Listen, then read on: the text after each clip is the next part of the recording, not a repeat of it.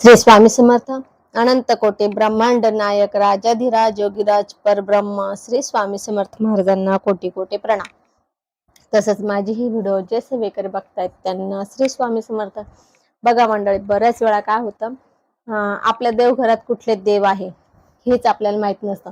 फक्त आपल्या सासू सासऱ्यांनी असेल, आई वडिलांनी असेल, यांनी जे देव आपल्या देवघरात ठेवलेले आहे तेच आपण पुढे कंटिन्यू करतो. परंतु आपल्याला ती कुठली देवी आहे, कुठला देव आहे हे अजिबात माहित नसतं. आपल्याला जर कोणी विचारलं ना तर म्हणतात आम्हाला त्यांचं नाव नाही माहिती, पण आमच्या देवघरात हे आहे, आम्ही ते ठेवले. मग ते देव चालता नाही चालत असं. आता कसं असतं, बऱ्याच वेळेला आपल्याला माहीतच नसतं कुठले देव देवघरात असावे. त्याच्यासाठी स्पेशल व्हिडिओ आहे, आपला जुना व्हिडिओ आहे, देवघर आपल्या देवघरात कुठले कुठले देव असावे कुठले नसावे. हा माझा व्हिडिओ जुना आहे आणि तुम्हाला सापडला ठीक, नाही सापडला तर कमेंट करा, पुन्हा अपलोड करेल. तो खूप महत्वाचा आहे. कसं असतं की आपल्या देवघरात जर चुकीचे देव असेल ना तर आपल्याला त्याच्यामुळे खूप समस्याला तोंड द्यावं लागतं. आपले देवघर तेवारा आणि पितृदोष ह्याच्यामुळे आपल्याला सगळे प्रश्न उद्भवत असतात. सगळ्या समस्या, सगळं टेन्शन आपल्याला याच्यामुळे येत असतं. सगळं आपल्याला याच्यामुळे येत असतं. मग कसं असतं, जर आपल्या देवघरामध्ये न चालणारे देव असेल तर त्याच्यामुळे आपले देव पण काम करत नाही. उदाहरणार्थ बघा, सेंद्रिय देवत आपल्या देवघरात नसावं, आसरा असेल, वीर असेल हे नसावे, आणि कुठले देव कसे असावे हे आपण आजच्या व्हिडिओत बघणार आहे. तर माझ्याकडे एक पुस्तक आहे, म्हणजे पुस्तक हे केंद्राचंच आहे, परंतु गोष्ट अशी आहे की हे केंद्राचं नाही, हे एक सोनाराकडचं पुस्तक आहे. हे सोनाराने ना त्याच्यासाठी छापलेलं होतं, त्याने त्याचे ताक बनवण्यासाठी. पण एक स्वामी सेवा म्हणून त्याने मला एक दिलेला आहे की ताई, तुम्हाला तुमचे प्रश्न उत्तर विभाग आहे, तुम्हाला कुठले देव ओळखण्यासाठी, म्हणजे कुठले देव आहे त्याचं नाव ओळखण्यासाठी त्यांनी दिले. आम्हाला तसं थोडंफार माहिती होती, म्हणजे 90% माहिती होती, पण 10% माहिती ह्या पुस्तकातून त्यांनी दिल्यामुळे झाले. तर त्यांचे तर धन्यवाद मानलेच आहे. परंतु त्याच्यामुळे खूप जणांचे प्रश्नावर आपण त्याच्यावर सेवा किंवा खूप जणांचे देव याच्यावर चेक केलेले आहे. तर मी तुम्हाला स्क्रीनवर त्याचा फोटो दाखवणार आहे. तर फक्त आपल्याला आजच्या व्हिडिओमध्ये, कारण की खूप आहे, ते खूप आहे, तसं तुम्हाला स्क्रीनवर दाखवते मी. हे बघा, असं आहे, हे सगळं खूप आहे, कुठले देव असावे कुठले नसावे. आता हे तुम्हाला दाखवते, फक्त तुम्हाला असं जरा पुस्तक थोडंसं 5-7-8 पानांचंच आहे, असं आहे ते. तर असो, हे पुस्तक तुम्हाला मिळणार नाही, हे विकायला नाहीये, हे फक्त आम्हाला प्रश्न उत्तर करण्यासाठी त्यांनी दिलेलं आहे मला, ते माझ्याकडेच आहे. तर असो, तर बघा, सगळ्यात पहिले आपल्या देवघरात खंडोबा असावा. खंडोबा तो जोडीचा असावा. आता तुम्हाला स्क्रीनवर खंडोबा दिसत आहे. त्यानंतर भैरोबा. भैरोबा बऱ्याच जणांकडे सिंगल असतो, सिंगल नसावा, जोडीचा असावा, तो तुम्हाला स्क्रीनवर दिसतो आहे. त्यानंतर आपली कुलदेवी असावी. कुलदेवी कोणती पण असते तुमची, तुळजाभवानी असेल, रेणुका माता असेल, किंवा कोल्हापूरची महालक्ष्मी असेल. आता ह्या तुम्हाला 3 देवी दिसत आहे स्क्रीनवर, ह्याच आपले कुलदेवी असतात. आणि आपले म्हणजे खानदेशांची सप्तशृंगी माता कुलदेवी असते, परंतु शक्यतो आपली हे 3च कुलदेवी असतात. त्यानंतर बघा, आपला पितृटाक असतो. पितृटाक पण आपल्या जर सासरे अगोदर गेले असेल तर आपल्याला सासऱ्यांचाच ठेवायचा असतो. सासूबाई नंतर गेलेला असेल तर त्यांचं चालत नाही, कारण की विधवेचा टाक देवघरात ठेवत नाही. परंतु त्या जर सवासनं गेलेल्या असेल, सासूबाई अगोदर गेलेल्या असेल, आपले सासू किंवा त्यांचे सासू, सासूबाईंची सासू असेल, तर त्या सवासनं गेल्या असेल तर त्यांचा टाक आपण देवघरात ठेवायचा. मग आपण 2 टाक ठेवायचे, म्हणजे पित्रांचा सासूबाईंचा एक आणि सासऱ्यांचा एक, असं. पण जिवंत असताना नाही ठेवायचे, ते दोघं वारले तर ठेवायचे 2 टाक, नाही तर एकाच एक जे वारले त्यांचा ठेवायचा. पण सवासनं असेल आणि त्या वारल्या असेल तर ठेवायचा, हे मात्र लक्षात घ्या. काय होतं, आम्ही प्रश्न उत्तर करतो ना तर तेव्हा बघतो, खूप वाईट वाटतो. तर काही काही वेळेला काय असतं, सासरे वारलेले असतात, सोनाराकडे जातात, सोनार त्यांना डायरेक्ट 2 जोडीचं देऊन देतात. सासूबाई जिवंत आहे, जोडीचाच घ्यावा लागतो, असं सोनार त्यांच्याकडे जे असतात ना अवेलेबल, ते सांगता नाही हे तुम्हाला असंच घ्यावं लागतं म्हणे, आणि असं देतात. तो जिवंत बाईचं टाक देवघरात ठेवायला देतात. आणि बघा, मग तिचं देवघरात पूजा करता आणि असे जिवंतपणे त्यांना त्रास देतात आणि इकडे देवघरात पूजा करतात, तर हे खरंच खूप चुकीचं आहे. तर अशा गोष्टी असतात, म्हणून त्यासाठी आपल्याला माहिती असणं गरजेचं आहे. तर ही व्हिडिओ अतिशय महत्त्वाची आहे, याच्यानुसार तुम्हाला खूप काही माहिती मिळणार आहे. तर लक्षात घ्या, जर पुन्हा मी सांगते, जर सासरे अगोदर वारले तर सासऱ्यांचा टाक ठेवायचा आणि सासूबाई नंतर वारल्या तर त्यांचा टाक ठेवायचा नाही आणि जो वारला त्याचाच टाक ठेवायचा. आणि दुसरी गोष्ट, जर सासूबाई वारल्या, सवासनं वारल्या, म्हणजे अगोदर सासूबाई वारल्या आणि त्या जर सवासनं वारल्या ना, तर त्यांचा टाक आपण देवघरात ठेवू शकतो. परंतु नंतर सासरे वारले तर त्यांचा सेपरेट टाक करायचा. जोडीचा म्हणजे ते सासू सासरे एकत्र असतात, पितृ एकत्र असताना, स्त्री पुरुष एकत्र टाक असतो, कधीही तसा ठेवायचा नाही, सेपरेट ठेवायचा, सेपरेट ठेवायचा. तर असं आपल्याला करायचं असतं. आता आजच्या व्हिडिओ म्हणजे हे समजलं तुम्हाला, इथपर्यंत तर समजलं. पुढे आता पुढच्या याच्यामध्ये बघू आपण, कारण की हे खूप आहे. हे बघा, हे खंडोबा आहे, हा असा टाक देवघरात आपल्याला खंडोबाचा असा. हा सिंगल भैरव आहे, हा टाक देवघरात चालत नाही. एक मिनिट, थोडस तिरपं येते, पुस्तकातून तुम्हाला मी फोटो दाखवते.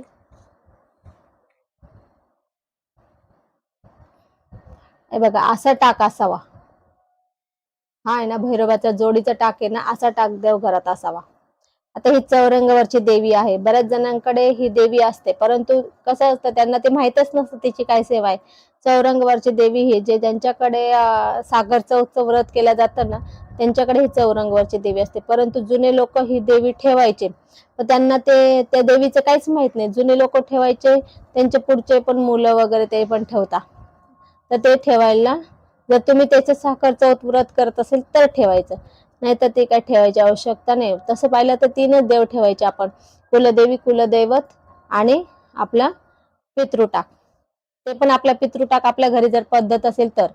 आता ही दैत्य देवी आहे बघा. बरेच जणांना आपण प्रश्न उत्तराच्या माध्यमातून सांगतो, ताई तुमच्या घरात दैत्य देवी आहे का? कारण की दैत्य देवी ज्यांच्या घरात असते त्या घरात खूप भांडणं, वाद विवाद होत असतात. कारण की दैत्य देवी ही दैत्यांचा संहार करण्यासाठी सतत तयार असते आणि त्यावेळी अशा वेळेला ती आपल्याला, आपल्या घरात असेल तर आपल्या घरात पण तसं वातावरण होत असतं, म्हणून घरात दैत्य देवी ठेवत नाही. आता झालंय, हे रेणुका मातेचा टाक आहे, हा असा रेणुका मातेचा टाक असतो. त्यानंतर आता हा जोगेश्वरी मातेचा आहे. हे जोगेश्वरी, हे मी फक्त तुम्हाला देवांची ओळख करून देते, कुठले देव, कुठला टाक कुठल्या देवाचा आहे. कारण की तुमच्या घरात देव आहे, परंतु तुम्हाला त्याचं माहित नाही कुठला टाक आहे हा, कुठले देव आहे म्हणून ही जोगेश्वरी मातेचा टाक आहे बघा. त्याच्या शेजारी तो एकवीरा देवीचा आहे. त्यानंतर हा सप्तशृंगी मातेचा आहे. सप्तशृंगी मातेचा सर्वांनाच माहिती आहे. हा तुळजाभवानीचा आहे आणि विंध्यवासिनी ही देवी आहे. तर ही आपल्याला तुळजाभवानीचा टाक हा सर्वांना माहिती, कुलदेवी असते तुळजाभवानी. आणि हे तुळजाभवानी म्हणून विंध्यवासिनी ह्या देवीचा टाक पण ते कधी देतात, परंतु तो आपल्याला आपली ती कुलदेवी नसल्यामुळे किंवा ते ठेवायची आवश्यकता नाही, आपले मोजकेच ठेवायचे. आता ही महालक्ष्मी बघा, महालक्ष्मी ही असते, काही काही जणांची कुलदेवी महालक्ष्मी पण असते. अशी महालक्ष्मीचा टाक असतो, आपण तो आपल्या देवघरात ठेवायचा. व्हिडिओ लक्षपूर्वक आहे का, कुठले देव ठेवायचे कुठले नाही ठेवायचे हे सांगते मी. आता ही आहे वाघदेवी, म्हणजे दुर्गा देवीचं आहे. हा दुर्गा देवीचा टाक देवघरात ठेवत नाही किंवा घरात पण नाही ठेवत, कारण की दुर्गा देवी वाघावर केव्हा जाते, जेव्हा दैत्यांचा तिला संहार करायचा असतो ना, तेव्हा जाते.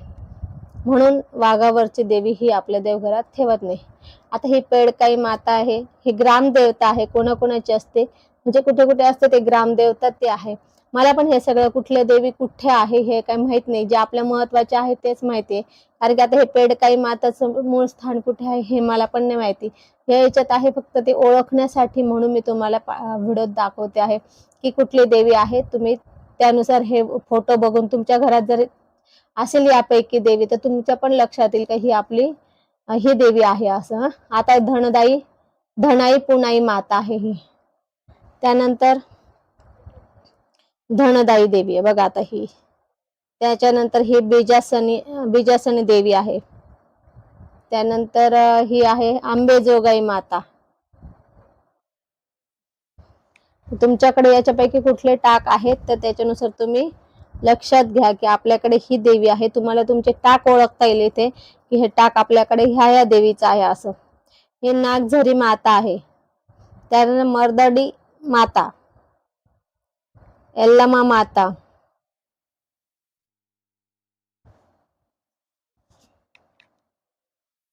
पुढे अजून दैत्य देवीचं अजून हा एक टाक आहे. म्हणजे असा पण टाक असू शकतो दैत्य देवीचा कोणाकोणाच्या घरी. त्यानंतर ही सरस्वती माता आहे. त्यानंतर ही बोलाई माता आहे.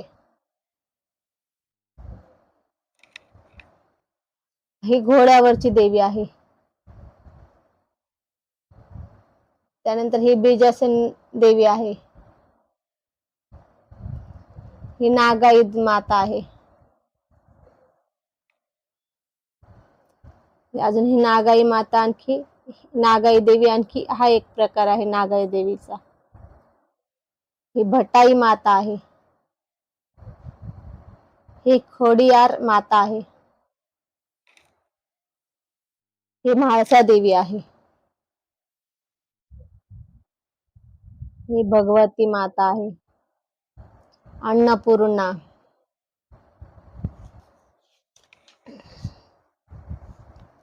मनुदेवी, सॉरी वरचं आशापुरी माता, मेसाई देवी, कमळामधली महालक्ष्मी, कमळलक्ष्मी. आता ही मनुदेवी आहे. रेणुका माता चांदवडची. त्याने पाटणा देवी, ही पाटण्याची पाटणा देवी. हे मोमाई माता, संतोषी माता. त्यानंतर ही हिंगलाज माता. ही चामुंडा माता आहे. आपल्या दुर्गा सप्तशतीमध्ये आहे बघा, चामुंडा मातेचा उल्लेख आलेला आहे. हे केद्राई माता. हे राशीन देवी. पुढे एरे देवी आहे. मनु देवी आहे गवंडगावची. ज्योतिबा आहे. काही काहींचा कुलदैवत ज्योतिबा असतो. काही म्हणतात आमचा खंडोबाने आमचा ज्योतिबा आहे कुलदैवत, तर त्याचा असा टाक असतो ज्योतिबाचा. पण बघून घ्या ज्योतिबाचा टाक कसा आहे. ठीक आहे. पुढे आता हा वीर आहे बघा. हा वीर आहे. हे वीर देवघरात चालत नाही. बऱ्याच जणांकडे हे वीर असतात. वीर हा आता हा कोणी ढालवाला वीर असतो आणि धनुष्यबाणवाला पण वीर असतो. वीरचे 2 प्रकार आहे आणि कुठलाही वीर हा देवघरात चालत नाही. कोणी कोणी काय करतं, जर आपल्याकडे एखादं मुलगा वारला असेल तर त्याच्या नावाने वीर बनवतात. तर वीर हा सेंद्रिय दैवत आहे. वीर हा देवघरात चालत नाही. आता मुंजोबा सुद्धा आपल्या देवघरात चालत नाही. हा सुद्धा सेंद्रिय दैवतच आहे. त्यामुळे हे पण चालत नाही. ज्या घरात मुंजोबा असतं त्या घरातले मुलं खूप बिघडतात. मुलं खूप त्रास देतात, आई वडिलांना त्रास देतात आणि खूप असे म्हणजे व्यसन वगैरे करायला लागतात, वाईट वळणाला लागतात. त्यामुळे घरात मुंजोबा नसावा. आणि वीर पण नसावा. वीर असले तर देवघरातले देव, आपले जे काही देवघरात देव आहेत त्यांना आपण कितीही तुम्ही सेवा केली तर ते तुमचं काही काम करत नाही. कुठले देव कामाला येत नाही. आता ही उभी बाई आहे. तर कोणी कोणी याचा पण टाक करतो. लेकरवाळी माता. जर काही काही जणांचं बघितलेलं आम्ही प्रश्न उत्तरच्या माध्यमातून, जर बाळंतीणबाई वारली ना तर तिचे असा टाक बनवतात काही जण लेकरवाळी म्हणून. तर ते पण नाही बनवत, ते चुकीचं आहे. असे बनवत नाही. हे कृष्णाचा टाक आहे. यातून फक्त मोजके आपण सांगितले तेवढेच टाक देवघरात चालतात, सगळे चालत नाही. आता उभा पुरुष आहे. हे पण कोणी वारलं ना तर तसा बनवता, उभा पुरुष बनवता. आता हे साखर चौथ, जे आपण साखर चौथ म्हटलं ना, मागचं मी म्हटलं साखर चौथ व्रत करतात ते चौरंगावरची देवी किंवा हे असतं त्यांचं टाक असतो त्यांच्याकडे. हनुमानाचा टाक पण आहे. असा टाक असतो, म्हणजे हनुमानाचा टाक असा असतो. हे सगळे मी तुम्हाला फक्त ओळख म्हणून सांगते. सगळे देवघरात कुठलेच चालत नाही, याच्यातून मोजकेच चालतात. जे सुरुवातीला सांगितले ना तेच चालतात, बाकी कुठले चालत नाही. फक्त तुम्हाला तुमच्या देवघरात जर यापैकी कुठले असेल तर तुम्हाला त्याची ओळख म्हणून मी हे तुम्हाला दाखवते आहे. मला जे ज्ञान मिळाले ते तुमच्यापर्यंत मला पोहोचवायचे, याच्यासाठी हे करते. नाही तर तुम्ही त्यापैकी एक कुठला आवडला म्हणून बनवा, असं करू नका. आता एक काळभैरव आहे बघा हा. त्यानंतर उभा साधू असे पण असतात. कुठे तुम्हाला गेलं तर ते पण देतील काही पण म्हणून, तुम्हाला ओळखता आले पाहिजे. तुम्ही सोनाराच्या दुकानात गेले, सोनार तुम्हाला कुठलेही टाक काही पण म्हणून देऊ शकतो. अर्ध नटेश्वर शंकराचा टाक आहे हा, अर्ध नटेश्वर म्हणून. काळभैरव, उभा साधू आणि अर्ध नटेश्वर. आता हा म्हसोबाचा सुद्धा देवघरात चालत नाही, शंकराचं पण देवघरात चालत नाही, काळभैरवाचं देवघरात चालत नाही, त्यानंतर उभा साधू पण देवघरात चालत नाही. आता म्हसोबा सुद्धा देवघरात चालत नाही. उभे आई वडील, आता ज्यांचे आई वडील वारलेले ते कोणी कोणी उभे टाक करतात, ते पण चालत नाही. मोहनी राज हे पण देवीचं टाक आहे, हे पण नाही चालत देवघरात. शंकरजीचं नाही चालत. शंकरजीचं बघा असं बसलेला साधू, वरती उभा साधू होता, खाली बसलेला साधू. गणपती, उभा वीर, नंदी महादेव,